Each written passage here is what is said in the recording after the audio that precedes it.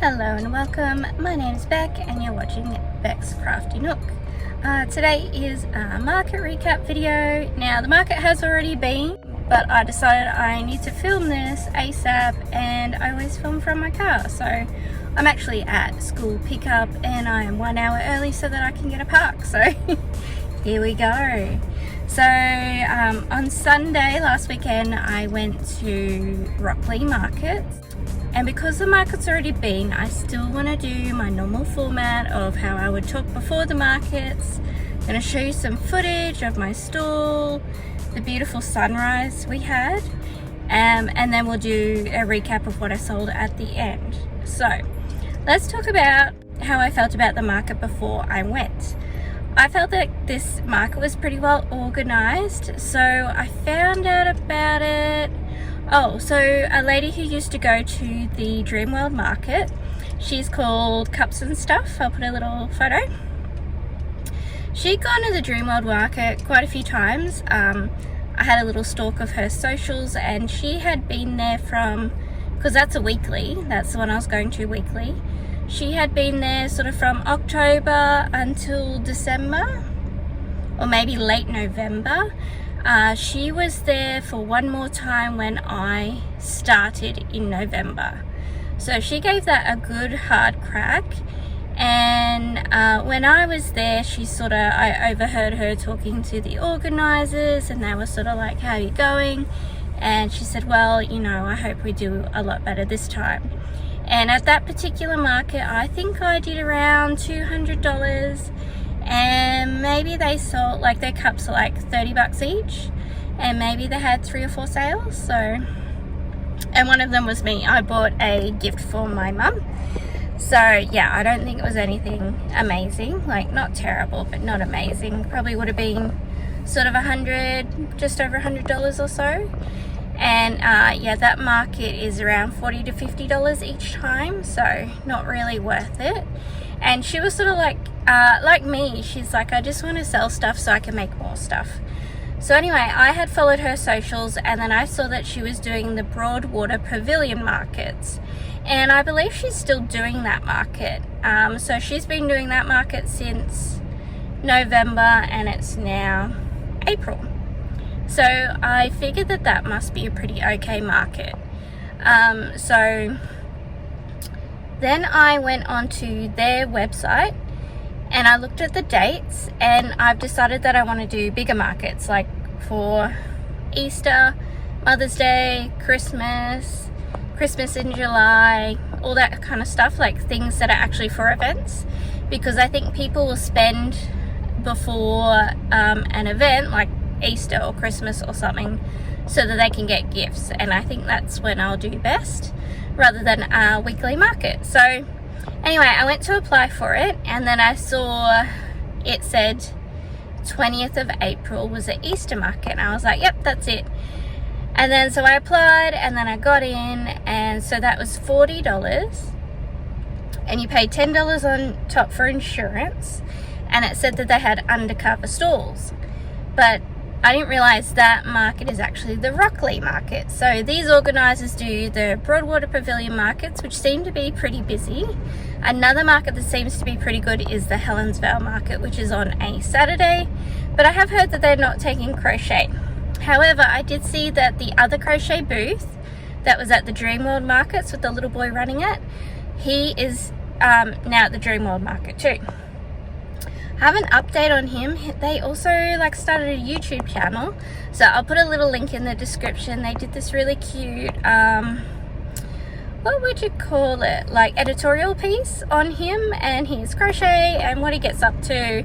And a couple of market recaps ago I said that his friend from the soup lady has a daughter, and the little boy's name is Andre. So Andre and the little girl from the soup stall, they're friends, and she had bought him some amigurumi sticks, and I saw them in his little pot that he keeps all of his crochet hooks and stuff in. So I thought that was super cute. He has a cute little setup, so I'll leave a link in the description, and you can show him some love on his YouTube channel if you like. That's the only video that they've got up. but I did see that they went to the Helensvale market, so hopefully they did well there. Also, the jewellery lady, Talla Jewellery, I'll leave her picture and links. She went to the Dreamworld market and she did around, every item is only $10 or so.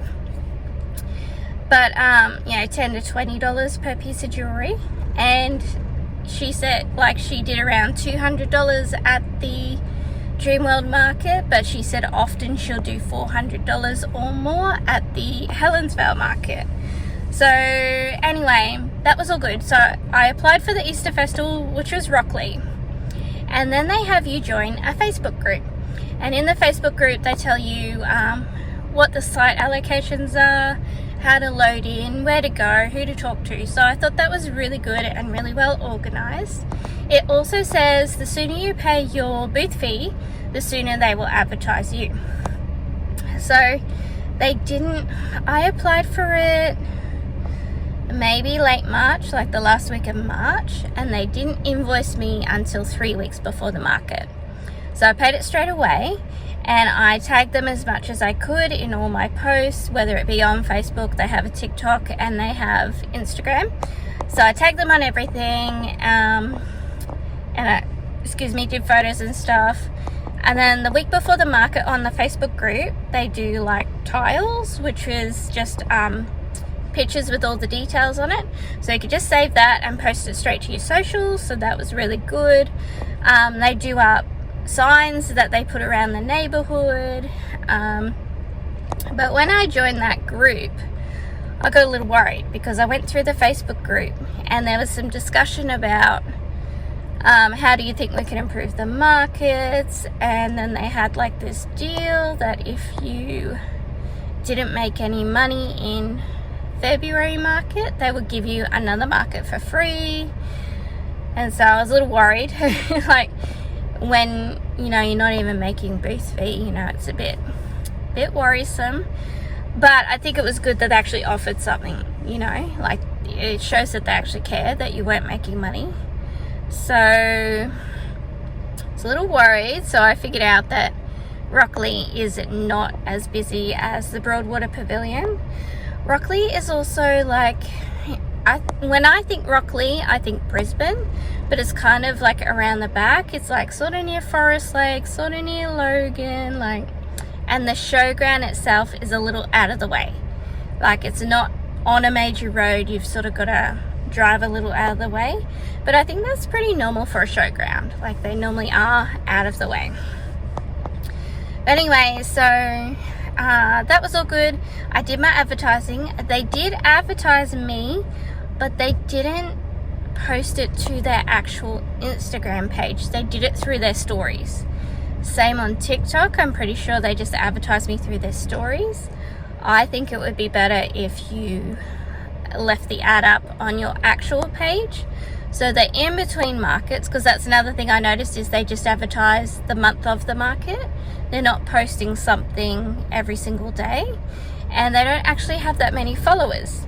So I have noticed that, like even with the Dreamworld market, the organizers, when they posted every single day, that was really cool.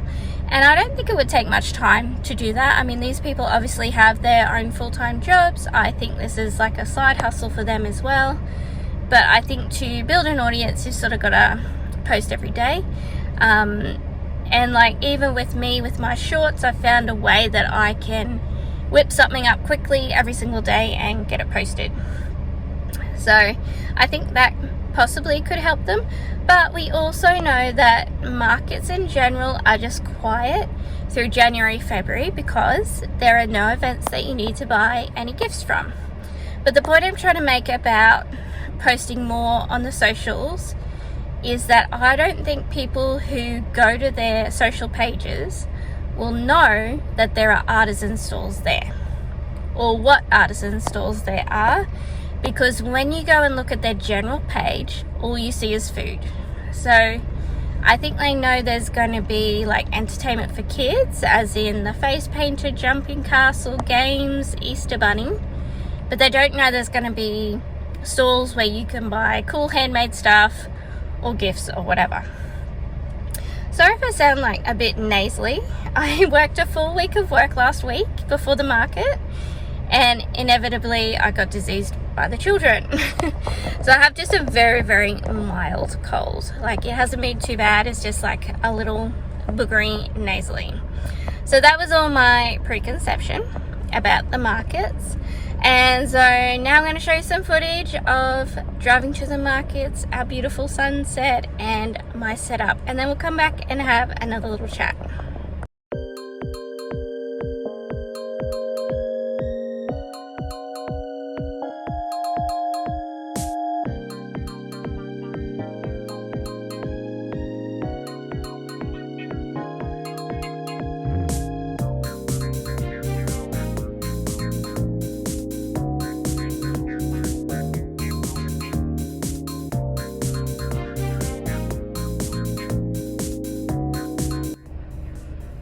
Alright, welcome back. So the market was super fun. I ended up taking my partner Anthony and my two daughters, Lucy and Charlie. I wasn't able to fit, we actually bought another 4-foot table, and we were going to put down, like, because I'm using that 4-foot in my craft room as a little desk, we're going to take that too, but then it wouldn't fit in the car with the girls. So I had all the tubs in the back. I got the 4-foot in and the 6-foot, and then I had like stuff stacked in between the girls, and then we just couldn't fit anything else. Charlie was not happy because our original plan was to unload, get set up, the girls and Anthony would stay around for a little while, and then they could just go for a drive. Like, we saw a Bunnings close by, maybe they could go to a shopping centre and walk around and do something or whatever. But I totally forgot that you can't move your car after 8 o'clock. So we got there super early. We got there by 6, and then I was able to get the first place undercover. And yeah, and then we were just chatting and we were waiting for the market to start. And then so after like an hour and a half, everyone was bored and whatever, because it was pretty quiet. And then I was like, oh no, we can't move the car. So yeah. So everyone was just like wanted to go home because we were all super tired. Charlie and Lucy both woke up at 3 a.m. and we didn't need to wake up till 4. But we all got ready okay. I packed the car the night before, so that was fine. I did my inventory videos and a video the night before, so that was all good. And yeah, so anyway, when I arrived, I kind of went to the undercover bit and I was like, I don't actually understand where the stalls should go. The two organisers were there at the gate, so they showed us where to park, and they're like, that's the undercover area. And then they were like showing everyone where to go for the outside area. But I wasn't sure. And then another lady came along, and what she called, I'll put it here, but her name's Kim, and she does beautiful little earrings.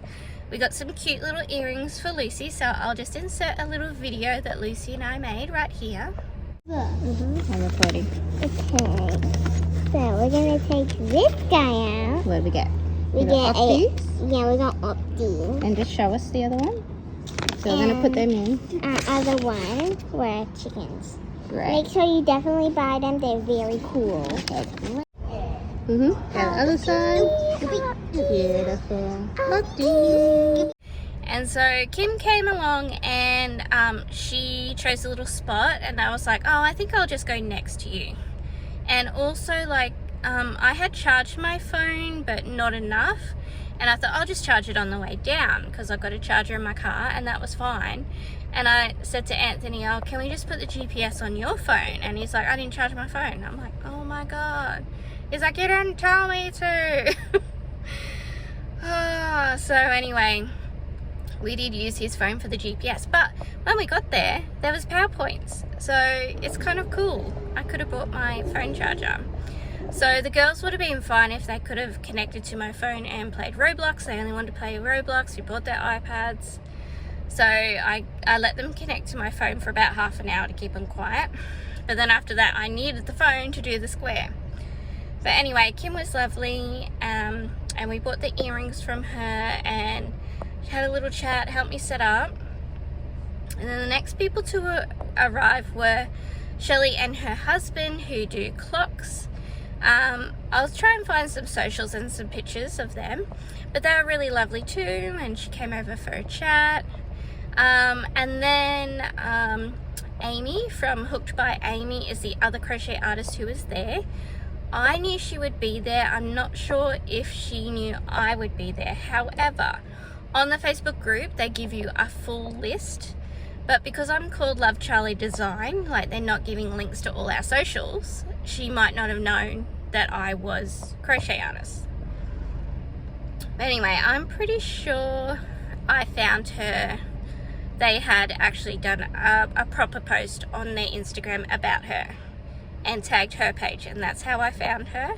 But because they hadn't done that for me, they'd only done stories for me, then, you know.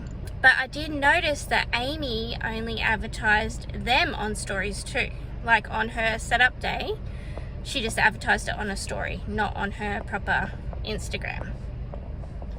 So I don't know if that's the thing. But anyway, she kind of just looked at me. I was like, hi. And she set up. But later on she came over and had a chat.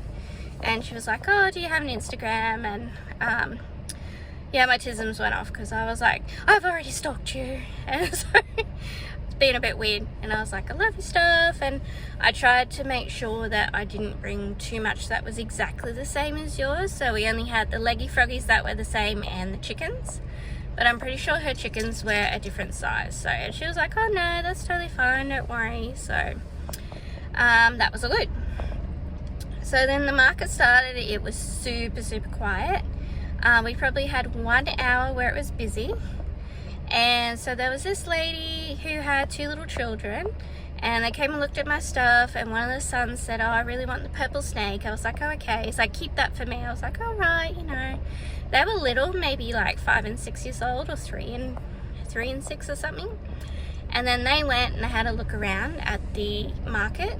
And then there was a lady in a wheelchair, and she came along and she sort of just glanced at my stuff, and then she went to Amy's table and she bought a dragon snuggler.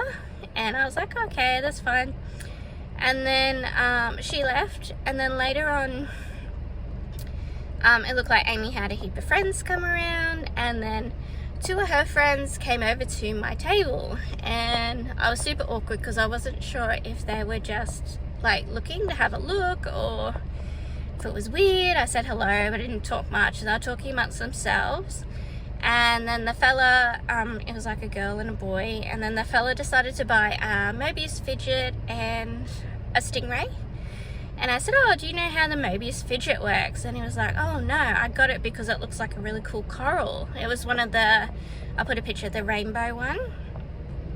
And I was like, oh, it's like a fidget thing. And I showed him how to use it, and I was like, oh, it's a mathematical thing, and you know, it's like the mathematical equation for a coral or, you know, leaves, and it's called a hyperbolic plane. And I totally nerded out and verbal diarrhea'd on him. It was so funny because like we'd sort of been looking at each other, but I didn't want to like stare at them while they were looking at my stuff. And but then when he actually spoke to me, he was handing me the cash. He's like, I'm taking this and this. So I was like, okay. So yeah, it was super awkward, and then I got super weird about telling him all about it, but they were so nice. They were lovely. And I think, was that my first sale? Maybe. And then another little girl came along later on, and she had her own money, like Dad was just standing back. And so she decided to get a pink scrunchie which suited her outfit. It was super cute. And then the lady with the 2 little boys came back, and she was like, all right boys, you can choose whatever you want, but don't choose the big dragon, because that was $120. She's like, anything but the giant dragon. And they're like, oh yeah, okay. So they went back and forth. The little boy who wanted the snake, he was like, I want the snake. And then he was like, no, I want a stingray. And she was like, you can have whatever you want, but you've got to decide so I can pay for it. And then the other little boy that was with her, the younger one, he got the pink axolotl, so he loved that. And so the other little boy, he like kept trying to choose, and waited, and then he decided on the baby emerald dragon. But then the younger little boy was like, oh, I want one of those, but then I only had one. And then she was like, but the axolotl's so cool. And then, you know, and they went back and forth. She's like, well, you know, I don't want to buy you the axolotl and then you don't like it. But anyway, they had a bit of a discussion and he decided he did like the axolotl, and the other little boy got the emerald dragon. But then I couldn't tap the card, and I was like, oh, I'm so sorry, and she didn't have any cash, and I was like, oh, well, do you just want to do like a honor system? I'll give you my details, bank details, you can transfer when you get home. And she was like mortified. She's like, oh no, I can't do that to you. Like, and I was like, yeah, it's cool, I'll trust you. And she's like, no. She said, my dad is here, he'll have cash, I'll just go ask him. So she went and got $50 from him. And then, yeah, it ended up being 55 with the axolotl and the dragon, because it was going to be the stingray, which was definitely going to be under $50. So that was fine. And then, yeah, so the boys went, and then her mum was actually the lady in the wheelchair. And so they came back, and the mum was having a discussion with her, and they were talking about the big dragon. And then all of a sudden she was like, oh, can you take the boys for a walk? And then she said to me, do you have a bag? And I was like, yeah, because I bought a bag for the dragon in case I sold it. And so I bought this big Woolworths bag, and yeah, she's like, I'll take the dragon. And so I got the bag out, I went around the dragon, I was like, you want the dragon, right? And she's like, yeah, because I couldn't believe it. Like, I thought I was in a fever dream. And so I put the dragon in the bag, and I was like, oh, I need something for the top. She's like, I've got this like washcloth in my bag, or like hanky or something. I was like, perfect, put that on top. And then same thing, she had a card, and I was like, oh, it might not work because I need to get an actual square thing. So I think I am definitely going to buy one of those before the next market. But anyway, I tap, we're talking about she was buying it as a present for somebody, and then it actually went through, and I was like, I will email you the receipt. And then she asked for my socials, but I had just a sign of like how to pay me. I said, have you got your phone? Just take a photo of that. And if you look it up, you'll find me on Facebook, and you'll find me on Instagram if you type in the Love Charlie design. So yeah, I just didn't want her to go away with it and have second thoughts and not have a receipt or whatever. But yeah, I sold the freaking dragon. And so everyone who was like watching, they were just like, no freaking way. And at that point I'd asked Anthony to go away because he was being super annoying, and the girls were playing their Roblox. And so Lucy ran, Anthony was just like sitting at the table and chairs, and he was watching his phone, and he was pretty much falling asleep. But he must have noticed like a bit of commotion. And after I sold the dragon, the lady from the clocks came over, Shelley came over, she was like, oh my god, you sold the dragon. I'm like, oh my god, I know. I can't believe it. So we went on about it for a while. I'm like, see, people will pay for handmade stuff. But anyway, like they were pretty annoyed because like it wasn't busy and we all didn't make a lot of sales. And like Kim did okay. She made a few sales, but her stuff was like, you know, $20 for 2 packs of earrings or whatever. Like it wouldn't have been a huge amount of money. And even though I sold the large dragon, I did only make 5 sales. So that was all that, and then after that I sold 1 beaded fidget oyster. So that was everything I sold. I think it came to $230, but I mean $120 on a dragon. That was really good, but I think that's a total fluke. Like when that lady first came by, she just had a glance, she was like meh. But I think when her daughter spoke to her and she'd already bought something, and then she thought, oh, you know what, that might be a really beautiful piece to give to somebody as a present, and she had somebody in mind. So I don't think that's something, you know, I took that as a showpiece and I didn't think I would sell it. And it's probably annoying to everyone else, like, you sold a $120 item. But I was just like, you know, what a fluke. That might not have happened. So if it didn't happen, I probably would have made, what, $130. So, but anyway, I said to them, you know, I am doing YouTube and I'm hoping to get paid from YouTube eventually, and then I just sell the things. Like I do the pattern reviews, I make the stuff for that, and then hopefully I can sell them. But as I've also said, I want to price things like pretty reasonably, because if there's somebody else who is just wanting to make money from crochet, you need to be fair, like not undercutting them and so, you know, stuff like that. And I was saying to Shelley, I was like, yeah, it's like the baby booties, you know, they're 25 bucks each. Like, my mum couldn't believe I'm selling them for 25 bucks. I'm like, but they sell, you know, I've sold like 10 pairs of those for 25 bucks each. She's like, all right, it's time to go back to your stall now. You know? But she was so lovely. I had a mad chat with her, and she was telling me all about how she's crocheting some garments for herself, and I showed her my hexagranny cardi, and she'd actually brought her project along with her. She was using cotton.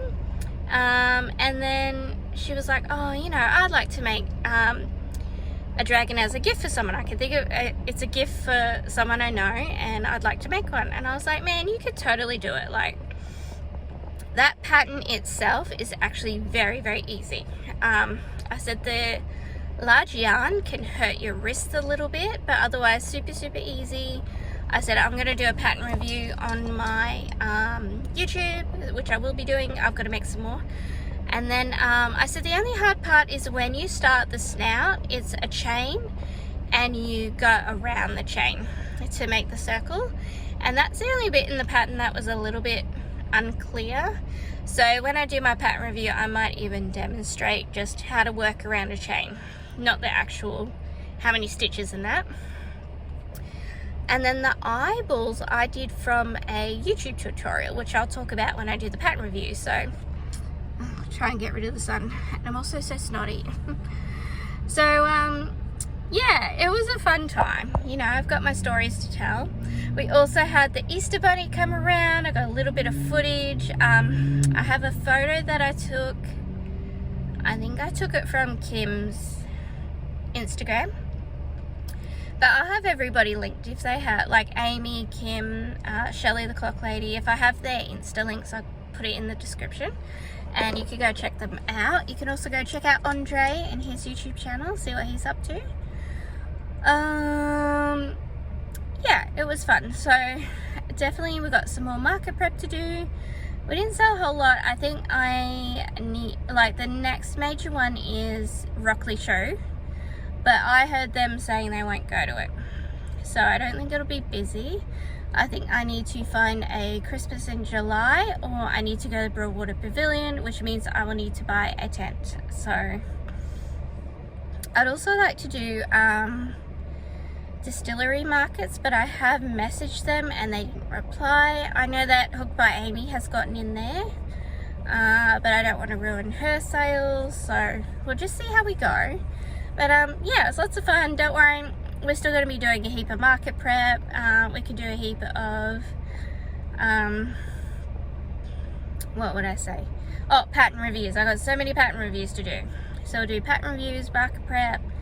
Yeah, it was lots of fun. I had a good time. I think it was well organized. I think there's some things that they could change, but as far as I know, they're doing their best. And I think later in the season, when it gets to Christmas, I think I should ramp up the markets then. Alright, so thanks so much for watching today and listening to all my stories, and I'll see you very soon in the next video. Bye! Thank you so much for watching. Please like, comment and subscribe if you like what you see, and check out these other videos.